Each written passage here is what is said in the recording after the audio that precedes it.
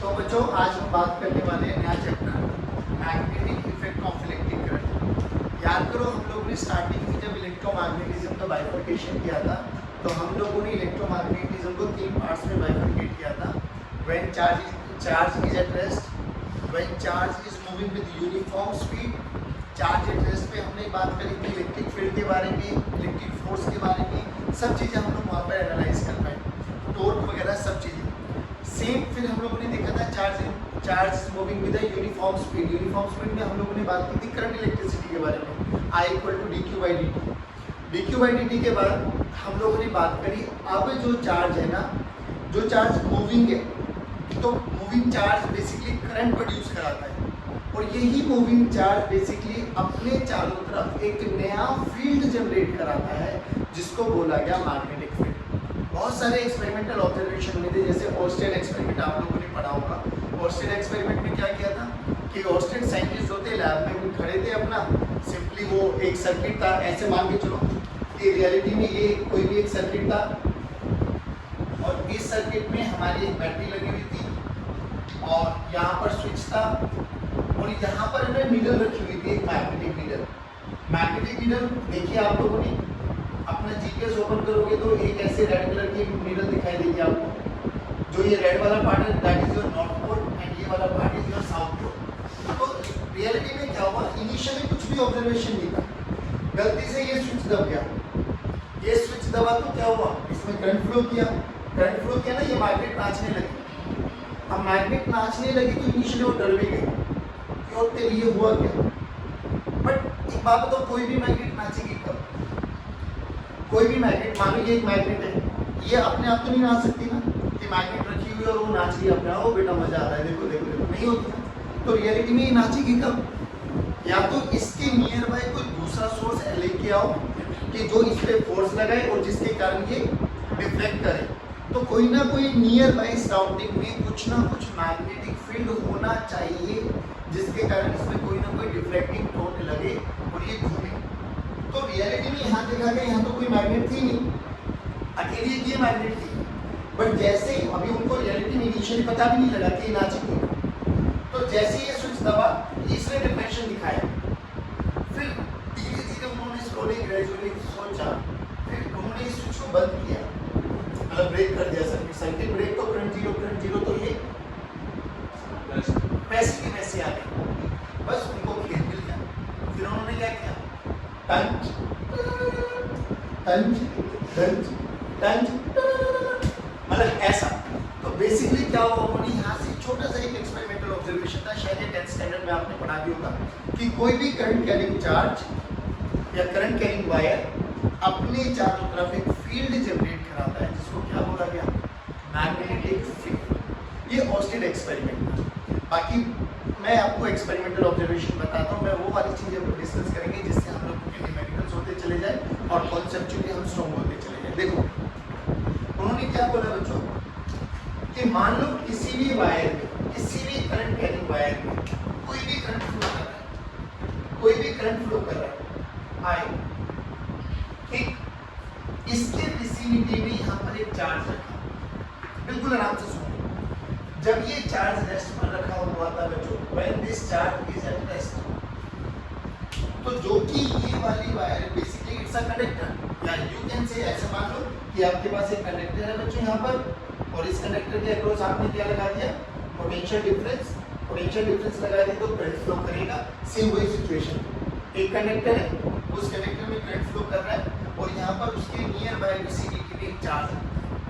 अब चार्ज रख दिया तो इसमें क्या क्या चीजें हुई वो ऑब्जर्वेशन मैं आपको बताऊंगा कि इनिशियली जब ये चार्ज रेस्ट करता तो इस पे कोई भी फोर्स नहीं लगा, यानी ये चार्ज नहीं कहीं भी, ना ये दौड़ा ना ये घुमा, कुछ भी नहीं हुआ। इसका मतलब क्या है बच्चों, अगर ये चार्ज रेस्ट पर है तो जो ये करंट कैरिंग कंडक्टर है, दिस करंट कैरिंग कंडक्टर, जल्दी बताइए ये इलेक्ट्रिकली चार्ज है या इलेक्ट्रिकली न्यूट्रल है? Current carrying conductor electrically charge है या इलेक्ट्रिकली न्यूट्रल है? न्यूट्रल है। याद करो कंडक्टर इलेक्ट्रिकली न्यूट्रल होता है, कंडक्टर बेसिकली इसमें चार्जेस चल रहे हैं, कोई नया चार्ज आके इंड्यूस थोड़ी ना हुआ। बैटरी क्या करती है, बैटरी चार्ज पहले करती है क्या? नहीं, बैटरी क्या करती है, एनर्जी का सोर्स है, वो चार्जेस को एनर्जी देगी तो चार्जेस घूमेंगे, बस जितने भी थे वो इनिशियली वैसे इनिशियली न्यूट्रल है। तो इनिशियली जो ये कंडक्टर है दैट इज इस पे चार्ज 0 है। सोचो इनिशियली, और ये याद में रखना कभी कभार एक नंबर का ऑब्जेक्टिव भी पूछा जाता है कि जो भी करंट कैरिंग कंडक्टर होता है वो कैसा होता है, चार्ज होता है, नेगेटिवली चार्ज होता है, पॉजिटिवली चार्ज होता है, न्यूट्रल होता है। तो आपका आंसर क्या होना चाहिए? न्यूट्रल। इलेक्ट्रिकली न्यूट्रल है यानी इसमें कोई चार्ज नहीं, इस पे कोई चार्ज नहीं, यहाँ पे चार्ज रेस्ट पर है, तो यानी यहाँ पर कोई भी इलेक्ट्रोस्टैटिक फोर्स नहीं लगने वाला। तो ये तो चीज समझ में आ गई कि current carrying conductor electrostatic force तो नहीं लगा रहा, क्योंकि अगर ये चार्ज होता तो इस पे फोर्स लगता और इसमें कहीं ना कहीं मोशन दिखाई देता, आप लोगों को कहीं ना कहीं ये भटका हुआ दिखाई देता, और जो कि रेस्ट पर था नो फोर्स, तो इसका मतलब ये इलेक्ट्रिकली न्यूट्रल। इलेक्ट्रिकली न्यूट्रल का मतलब इलेक्ट्रोस्टैटिक फोर्स तो 0।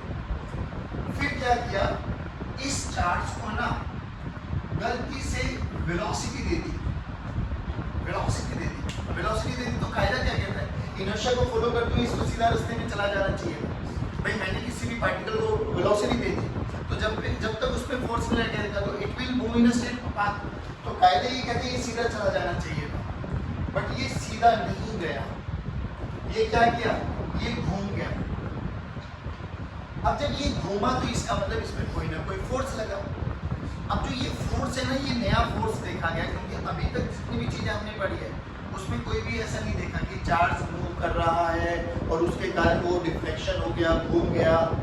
तो ये एक नया टाइप का फोर्स है। अब दोबारा सुनो एनालाइज कि कोई भी करंट कैरिंग कंडक्टर अपने चारों तरफ एक मैग्नेटिक फील्ड बनाता है, उसका पता इन्होंने लगाया था उस फील्ड में। एक्सपेरिमेंटल ऑब्जर्वेशन कहते हैं कि किसी भी करंट कैरिंग कंडक्टर के पास एक चार्ज को रख दो, चार्ज इनिशियली एट रेस्ट पर है तो उसमें कोई भी फोर्स नहीं लगने वाला, यानी जो भी मेरा कंडक्टर है that is electrically neutral. But अगर इसी कंडक्टिंग वायर के पास, करंट कैरिंग वायर के पास अगर मैंने एक चार्ज रखा और उस चार्ज को मैंने कुछ भी वेलोसिटी दे दी तो उस चार्ज पर एक फोर्स लगा और वो फोर्स क्या करेगा, इसके पाथ को डेविएट कर देगा, यानी इट विल टेंस, ये इसके पाथ को घुमा चेंज कर देता है।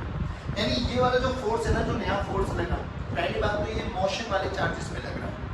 अगर यहाँ पे फोर्स होता जो कि मैग्नेटिक फील्ड कैपेबल होती फोर्स लगाने के लिए तो वो रेस्ट पर भी लगा सकती थी, बट वो नहीं लगा पाई, क्योंकि अगर इसमें मैग्नेटिक फील्ड तो है, जब करंट मूव कर रहा है मैग्नेटिक फील्ड तो है, बट वो रेस्ट वाले चार्ज पे फोर्स, तो मैग्नेटिक फील्ड एक नए टाइप का फोर्स लगाती है और वो किस पे एक्ट करता है, उन चार्जेस पर जो मोशन में होती है, जो रेस्ट पर होते हैं उन पे कोई भी मैग्नेटिक फोर्स नहीं लगने वाला। तो यानी यहाँ से कहीं ना कहीं एक आइडिया मिल गया कि मैग्नेटिक फोर्स में वेलोसिटी का भी कोई ना कोई रोल होने वाला है, क्योंकि अगर देखो करंट कैरिंग वायर है, मैग्नेटिक फील्ड तो है, अगर मैग्नेटिक फोर्स लगाता तो वो इस पे भी लगाता, लेकिन जब ये रेस्ट पर है तो लगेगी।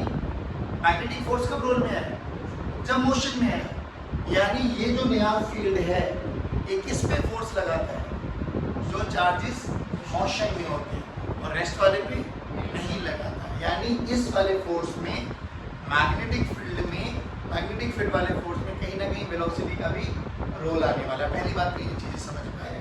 तो हमने अभी तक क्या देखा कि कोई भी करंट कैरिंग वायर होगी वो अपने चारों तरफ एक मैग्नेटिक फील्ड बनाती है, और मैग्नेटिक फील्ड जो फोर्स लगाती है वो किन पे लगाती है, जो चार्जेस मोशन में होते हैं।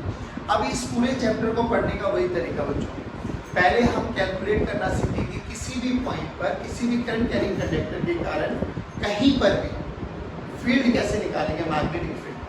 मैग्नेटिक फील्ड एक वेक्टर क्वांटिटी होती है, जैसे हमारे पास इलेक्ट्रिक फील्ड एक वेक्टर क्वांटिटी होती है। वहाँ पर इलेक्ट्रिक फील्ड की यूनिट हम लोगों ने देखी थी न्यूटन पर कूलम, यहाँ पर मैग्नेटिक फील्ड की यूनिट होती है टेस्ला। और आगे जब हम लोग EMI पढ़ेंगे तो इसी को हम बोलते हैं weber per metre square, weber per metre square, ये भी इलेक्ट्रिक मैग्नेटिक फील्ड की यूनिट होती है। तो मैग्नेटिक फील्ड कैलकुलेट करना है, मैग्नेटिक फील्ड कैलकुलेट करने के लिए हमारे पास यहाँ पर दो लॉज बनते हैं, एक बायट-सावर्त लॉ, एक ampere circuital law. Ampere circuital law ditto analogy चलने वाले, जैसे वहाँ पे गॉस थ्योरम पढ़ेगी डिट्टो। मैं फिर कह रहा हूँ लेक्चर में बिल्कुल तुम्हें समहाउ सिमिलरिटी लगने वाली है, यहाँ रियलिटी में कुछ ना कुछ सेम चीज़ें फील होने वाली है, बट हाँ बहुत सारी चीज़ें डिफरेंट भी आने वाली है। तो पहले हम सीखेंगे मैग्नेटिक फील्ड की कैलकुलेशन। मैग्नेटिक फील्ड की कैलकुलेशन हमें दो लॉज से करनी है, one is Biot Savart and second one is ampere circuital law.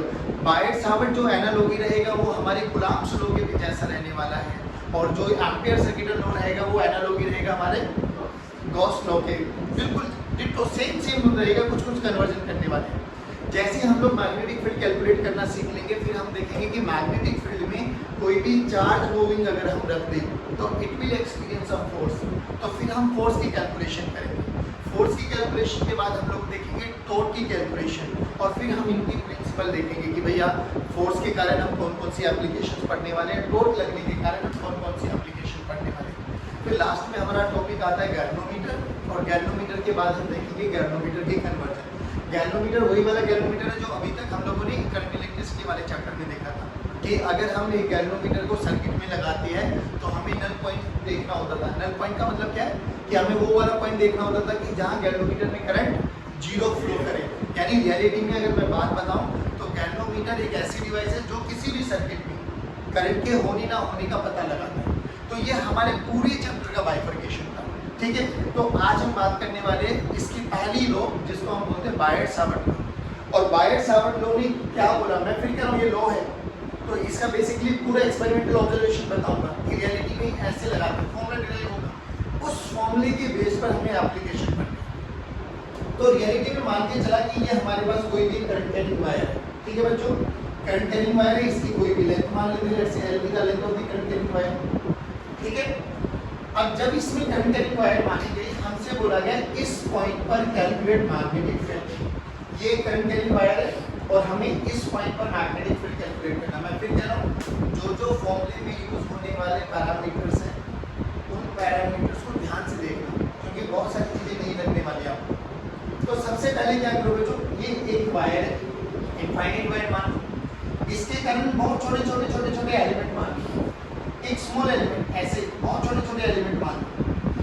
तो कायदा क्या कहता है, इन सभी एलिमेंट्स के कारण निकालो और उनको वेक्टोरियली ऐड कर दो, ठीक है। अभी हम एक एलिमेंट के बारे में चूज कर लेते हैं। मान लीजिए हमने एक छोटा सा एलिमेंट माना जिसकी लेंथ कितनी है बच्चों, डीएल।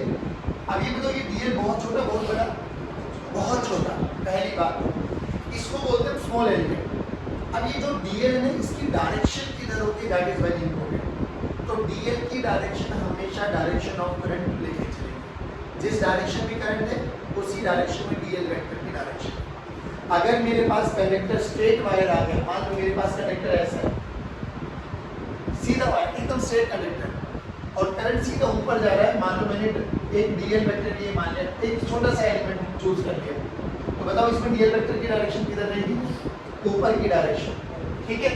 बट जरूरी थोड़ी ना मेरे पास वायर हमेशा कर लिया है। याद करो, जब हम लोग अपने घर में जब इलेक्ट्रिसिटी का कनेक्शन आता है तो कहीं पर सीधी वायर ले लेते हैं, कहीं पर वो वायर को घुमा भी देते हैं। तो अगर वायर मेरे पास कर्व शेप में आ जाए, तो मान लो कर्व शेप में करंट ऐसे चल रहा है, भाई कर्व शेप में दो ही कंडीशन पॉसिबल होगी, या तो क्लॉकवाइज डायरेक्शन, या इसके अलावा करंट की और कोई सेंस बन ही नहीं सकती। मान लो मुझे यहाँ पर एक छोटा सा एलिमेंट चूज कर लिया, अगर ये छोटा सा एलिमेंट चूज कर लिया, करंट तो क्लॉकवाइज या एंटी क्लॉकवाइज सेंस में मूव करने वाला है, तो मुझे यहाँ पर डीएल की डायरेक्शन कैसे पता लगेगी, तो मुझे यहाँ पर टेंजेंट ड्रॉ कर देना। क्या कर देना बच्चों, टेंजेंट उसी डायरेक्शन में जिस डायरेक्शन में करंट फ्लो कर रहा है। तो यहाँ पर करंट ऐसे फ्लो कर रहा है, तो ये मेरा डीएल की डायरेक्शन है। जल्दी बताओ, ये समझ में आया क्या है? सोचो, अगर एंटी क्लॉकवाइज डायरेक्शन में चल रहा होता तो अब एरो नीचे आ जाता, तो मेरा डीएल की वेक्टर नीचे आ जाती, समझ में आ गया। तो सबसे पहले कोई भी एक हमारे पास कंडक्टर होगा, कंडक्टर कैसा भी हो सकता है, स्ट्रेट भी हो सकता है, कर्व शेप भी हो सकता है, ये दो ही कंडक्टर आने वाले तेरे लिए। तो क्या करो, सबसे पहले डीएल चूज करो, और डीएल की डायरेक्शन हमेशा वो डायरेक्शन होगी जो करंट फ्लो करेगा। स्ट्रेट कंडक्टर में तो या तो ऊपर होगा या नीचे होगा, या ऐसे कंडक्टर होगा तो इधर होगा या इधर होगा, बट कर्व शेप होगी तो along the direction of current चुपचाप टेंजेंट ड्रॉ कर देना।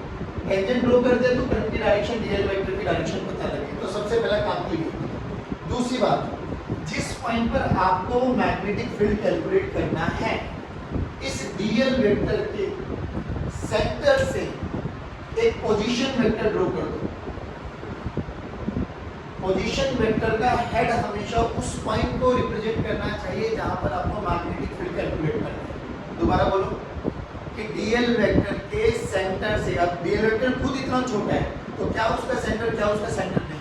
तो डीएल वेक्टर ये बनाने के लिए इतना बड़ा बनाया है, बट ये डीएल बहुत बड़ा होता है, बहुत छोटा होता है, बहुत छोटा। क्या ये इतना छोटा होता है कि it is approximately tends to 0, तो उसका तो क्या ही तो सेंटर। बट फिर भी इसके सेंटर से आप लोग क्या ड्रॉ कर देंगे, position vector. Position vector is represented by R. और आर वेक्टर का हेड किधर होना चाहिए, जिस पॉइंट पर you have to calculate magnetic field. अब एक बात बताओ, मैग्नेटिक फील्ड स्केलर क्वांटिटी है या वेक्टर क्वांटिटी है? Vector quantity. मैग्नेटिक फील्ड कैसी क्वांटिटी है? अब मेरे पास यहाँ पे दो फिजिकल क्वांटिटी दिखाई दी, जो वेक्टर है, एक डीएल वेक्टर और एक आर वेक्टर। डीएल वेक्टर की डायरेक्शन यहाँ पर किधर है, ऊपर की डायरेक्शन में, आर वेक्टर इधर। तो बच्चों देखो, इधर डीएल वेक्टर ये बना, आर वेक्टर ये बना। दो वेक्टर्स के बीच में एंगल निकालना मुझे आना चाहिए। दो वेक्टर्स के बीच में एंगल निकालने का सिंपल सा तरीका है, या तो दोनों की टिप एक साथ होनी चाहिए या दोनों की टेल एक साथ होनी चाहिए। जो भी उनके बीच में बनने वाला छोटा एंगल होगा, that is the angle between two vectors. तो ए वेक्टर ये रहा, बी वेक्टर ये रहा, तो ये एक थीटा 1 है, ये एक थीटा 2 है। जल्दी बोलो, थीटा 1 है, थीटा 2 है? थीटा 1। सोचो जल्दी बताओ भाई, लॉगिंग का जवाब देगा। लॉगिंग जल्दी बता। ए और बी के बीच में अल्फा और अल्फा एंगल है, अल्फा की वैल्यू मान लो 120 डिग्री। तो ए और बी के बीच का एंगल बता। Very good, 60 degree. कैसे पता लगा? क्योंकि अगर ये तो एंगल नहीं बनने वाला ना, तो ये नहीं बनने वाला, तो हम मोबिलिटी ऑफ फ्री वेक्टर, ये फ्री वेक्टर को उठा के हम कहीं पर भी लेके जा सकते हैं। टर्म्स एंड कंडीशन अप्लाई ना, तो इसका मैग्नीट्यूड चेंज होगा ना इसकी डायरेक्शन, तो अपन इसको यहाँ पे शिफ्ट कर सकते हैं।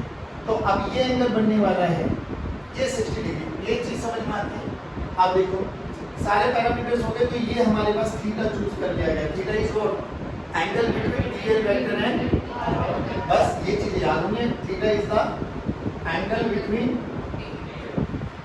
बिटवीन डीएल वेक्टर एंड, जल्दी जल्दी बोलो बच्चों। सबसे पहले क्या करना है, कोई भी कंडक्टर पे जिस पे भी हमें मैग्नेटिक फील्ड कैलकुलेट करनी है, तो we have to choose a small element. Small element की डायरेक्शन किधर होगी? हमेशा लॉन्ग की direction of current. Curve shape आगे तो टेंजेंट ड्रॉ कर देंगे, स्ट्रेट वायर होगी तो चुपचाप जिस डायरेक्शन में करंट फ्लो कर रहा है वही हमारी डायरेक्शन हो जाएगी डीएल।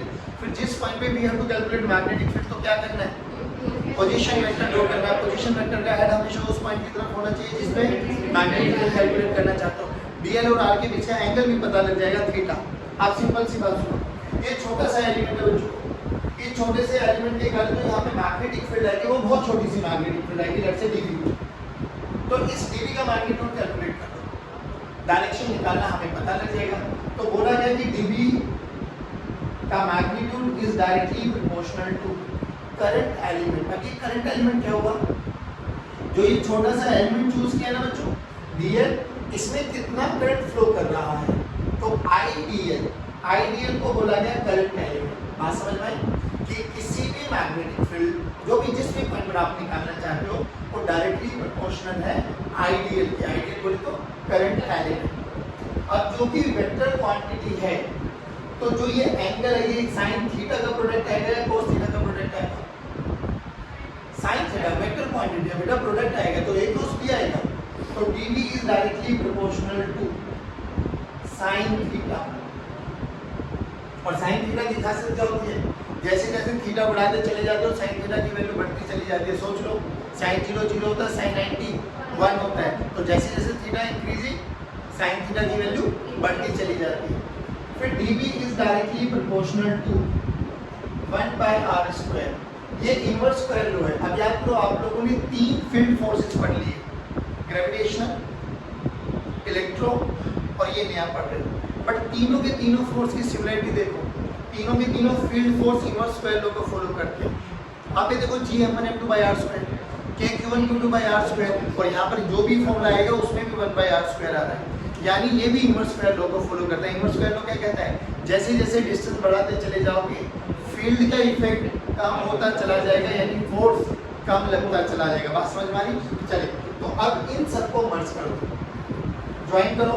तो dv का फॉर्मूला देखो बच्चों, डायरेक्टली प्रोपोर्शनल के साइन को हटा के डी राइट है कांस्टेंट के, तो KIDL sin थीटा बाय, बच्चों वही वहां पर k की वैल्यू बोलो जल्दी, क्या बोला था? 1/4 पाई एप्सिलॉन।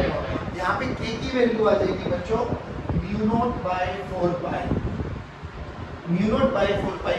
जहाँ पे epsilon not permittivity of free space होता था, यहाँ पे μ0 है permeability of free space, permeability of free space. जैसे वहाँ पर मीडियम में रखने से एप्सिलॉन नॉट चेंज हो रहा था, k टाइम्स एप्सिलॉन नॉट हो गया था EM, एप्सिलॉन एम। वहाँ पर जैसे जैसे मीडियम चेंज करोगे तो म्यू नॉट की वैल्यू भी चेंज होती चली जाएगी। वहाँ पर एप्सिलॉन आर पढ़ा था, क्या पढ़ा था? Epsilon R relative permittivity. Similarly यहाँ पर क्या आ जाएगा? म्यू आर क्या हो जाएगा? Relative permeability. बिल्कुल सेम चलने वाला है, थोड़ा थोड़ा चेंज आएगा, वो मैं आपको साथ के साथ आइडेंटिफाई कराते जाऊँगा। अब देखो इस वहाँ पे के की वैल्यू क्या है बच्चों? 9 × 10 की पावर 9। यहाँ पे म्यू नॉट बाय 4 पाई की वैल्यू आते हैं 10 की पावर -7। अगर मुझे यूनिट निकालनी है कि इस के की यूनिट क्या, देखो इधर ये मैग्नेटिक फील्ड मीटर स्क्वायर, आई की यूनिट एम्पियर, एल की यूनिट मीटर। तो 1 मीटर ने 1 मीटर को उड़ा दिया। मैग्नेटिक फील्ड की यूनिट होती है tesla. Tesla is represented by capital T, ठीक है? तो क्या बन गया? Tesla metre by ampere. Sine theta एक डायमेंशनलेस क्वांटिटी होती है, नहीं आया बच्चों? पक्की बात? तो 10 की पावर -7 अगर यूनिट वाइज लिखना चाहो तो बोलो टेस्ला मीटर पर एम्पियर। जल्दी बताओ आएंगे, बट ये वाली वैल्यू हमें याद रखनी है। म्यू नॉट बाय 4 पाई, जैसे वहां पे 1/4 पाई एप्सिलॉन नॉट देखा था, यहाँ पर म्यू नॉट बाय 4 पाई।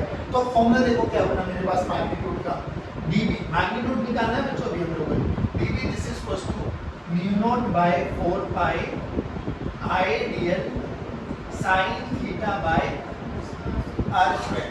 अब एक बात बताओ, अगर मुझे इसको वेक्टर फॉर्म में लिखना है क्या मैं लिख सकता हूँ? ध्यान से देखो, वेक्टर फॉर्म लिखने का क्या तरीका बच्चों?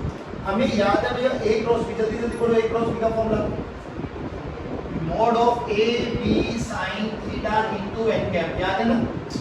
अब सोचिए बेटा a b sin theta, theta is the angle between a and b। सोचिए थीटा किसके बीच का एंगल है?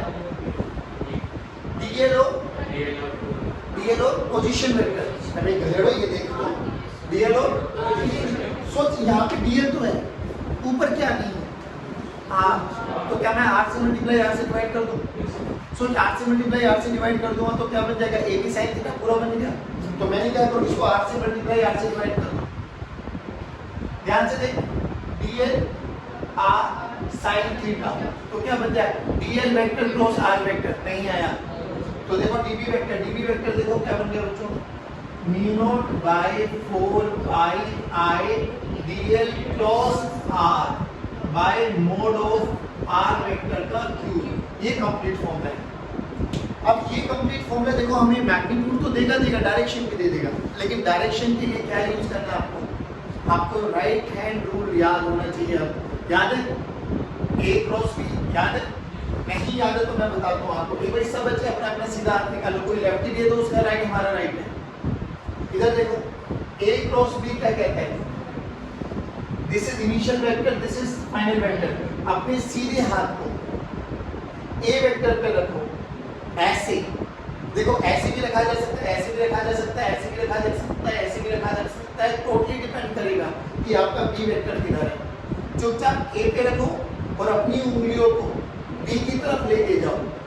जो ये अंगूठा होगा that will give you the direction of magnetic field या a क्रॉस b। तो यहाँ पे कौन देगा? dl cross r। अब आ जाओ, dl की डायरेक्शन बोलो ऊपर। तो हाथ को ऐसे भी रख सकते हैं, ऐसे भी रख सकते हैं ना ऊपर। तो ये दो कंडीशन बनी, ऐसे रखो या ऐसे रखो या ऐसे रखो।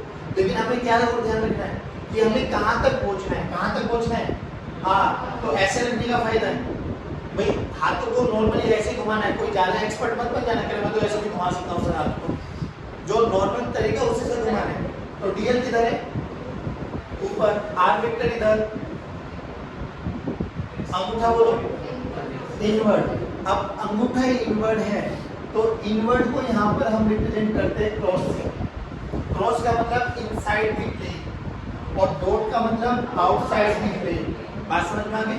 यानी अगर मुझे देखो ध्यान से, मान लो ये मेरे पास x एक्सिस है, ये मेरे पास y एक्सिस है और मुझे z एक्सिस बनाना पड़े तो मैं चुपचाप ये लिख सकता हूँ डॉट z। डॉट का मतलब z एक्सिस मेरी बाहर मानी हुई है, मुझे z एक्सिस को अंदर मानना पड़े तो क्रॉस z। तो वो समझ में आ जाएगा ऑटोमेटिकली, ये मानने जाता है कि डॉट का मतलब बाहर यानी आउटसाइड द प्लेन और क्लोज का मतलब इनसाइड द प्लेन। जल्दी बताओ इतना समझ में आएगा? दोबारा बोलो, मैग्नीट्यूड का फॉर्मूला बोलो, dv की वैल्यू बोलो mu naught by 4 pi I dl sin theta by r square. सबसे पहले हमें dl और r चूज करना है। dl हमेशा करंट की डायरेक्शन में रहेगा, करंट की डायरेक्शन जो छोटा सा एलिमेंट चूज किया है उससे पोजीशन वेक्टर लोड करो, पोजीशन वेक्टर का हेड हमेशा उसकी तरफ होगा पोजीशन वेक्टर का हेड क्यों इतना इंपॉर्टेंट रोल में आ रहा है? सोच के देख, a cross b is not equal to b cross a।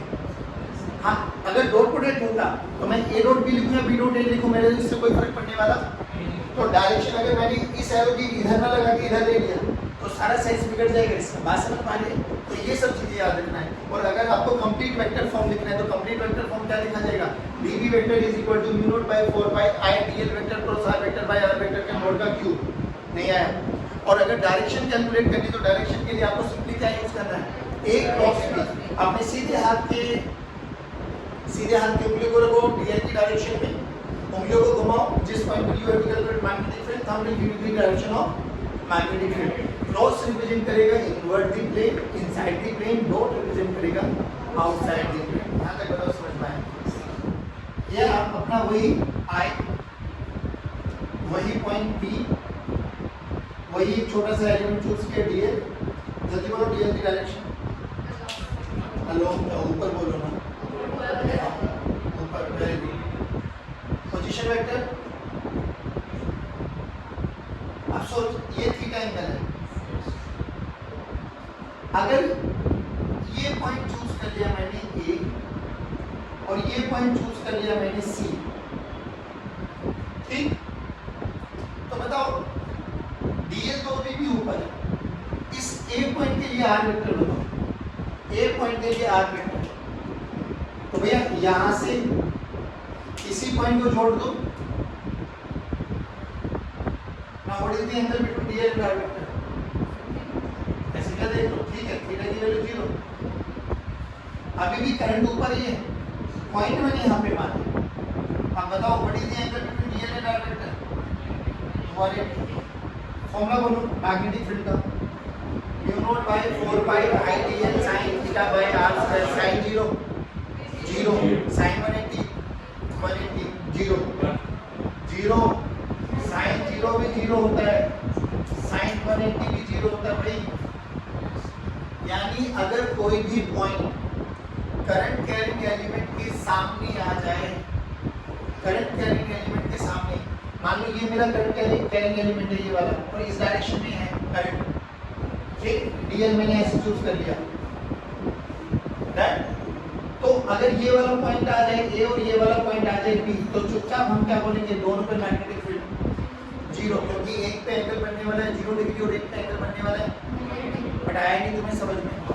अब की बात कि अगर कोई भी पॉइंट करंट कैरिंग एलिमेंट के सामने लाई कर जाता है तो magnetic field at that particular point is always 0। ठीक है भाई? अब देखो इसकी पहली एप्लीकेशन करते हैं बच्चों, वायर साउंड की application. First application, we have to calculate magnetic field at the centre of current carrying circular coil. बहुत सिंपल सी एप्लीकेशन, देखो क्या है? Magnetic field at the centre of current carrying circular coil. Magnetic field at the centre of current carrying circular coil. Current carrying circular coil. बात समझ में? नहीं, centre of current carrying circular coil. ठीक? अब देखो, अब कॉइल मैंने बना ली, ये भी मेरे पास बच्चों, इसमें करंट को फ्लो कराना है तो ऑब्वियसली मुझे कहीं ना कहीं पोटेंशियल डिफरेंस लगाना पड़ेगा। बहुत छोटा सा कट कर दिया मैंने, इतना कट बहुत है। याद करो जब कभी भी आप वायर में आपस में कनेक्शन देते हो तो आप इनिशियली कैंची से या चाकू से कट कर देते हो, दैट इज सफिशिएंट, उसमें पोटेंशियल डिफरेंस लगा दो। तो यहाँ पर मैंने पोटेंशियल डिफरेंस लगाया, मान लो ये मेरे पास प्लस v, ये मेरे पास माइनस v। बोलो करंट कैसे चला? ऐसे ऐसे, है ना भाई? अब क्या करो, मुझे सेंटर पे कैलकुलेट करना है। सबसे पहला पॉइंट बताओ, डीएल चूज करना है। बोल कहाँ चूज करेगा? जहां आपका मन करे वहां पे मान। चलो इस पॉइंट पे मान लेता हूं, ठीक? अब करंट ऐसे फ्लो कर रहा है तो यहां से सेंटर से ये ड्रॉ कर दो, ये डीएल वेक्टर आ गया बच्चों मेरे पास। अगला पॉइंट बोलो क्या था? डीएल वेक्टर से के सेंटर से उस पॉइंट को जोड़ो जहां पर आपको, और मैग्नेटिक फील्ड बनाते हुए पोजीशन वेक्टर का हेड हमेशा उसी पॉइंट पर निकालो जहां पर निकालनी है, यानी पोजीशन वेक्टर ये आ गया। अब ये थीटा बना ना, बोलो थीटा कितना बना? थीटा 90 डिग्री बन गया बच्चों। अब इस पॉइंट पर छोटी सी मैग्नेटिक फील्ड निकालो dB, this is equals to mu naught by 4 pi I dx sin 90। अब जो ये r है ये इसका रेडियस बन गया, तो मान लो लेट रेडियस भी बना रहे तो डिवाइडेड बाय, बताओ यहाँ तक कोई दिक्कत?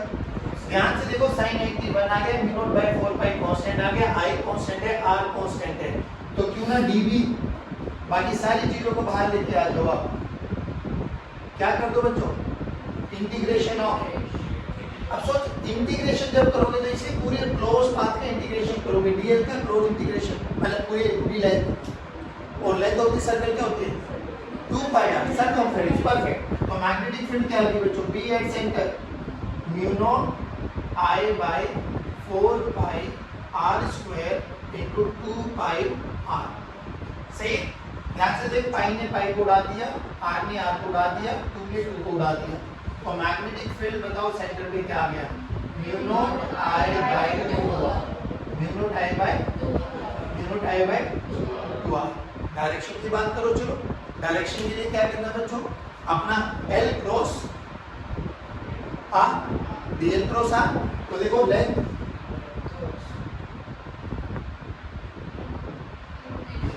नहीं है, दोबारा देख, लेंथ एलिमेंट ये है ना, सीधे हाथ को रखो लेंथ एलिमेंट की डायरेक्शन में, और ऐसे रखने की उंगलियों को घुमा के यहाँ पे लेके आओ, नहीं है, वेरी गुड। तो डायरेक्शन किधर आ गई, अब तू किसी भी पॉइंट पे ले, देख डायरेक्शन अंदर ही आएगी। अच्छा ये कौन सी सेंस है, क्लॉकवाइज, एंटी क्लॉकवाइज चल रहे होते तो मैग्नीट्यूड में कोई फर्क नहीं आ रहा होता, बस क्या चेंज हो जाता, नहीं आया।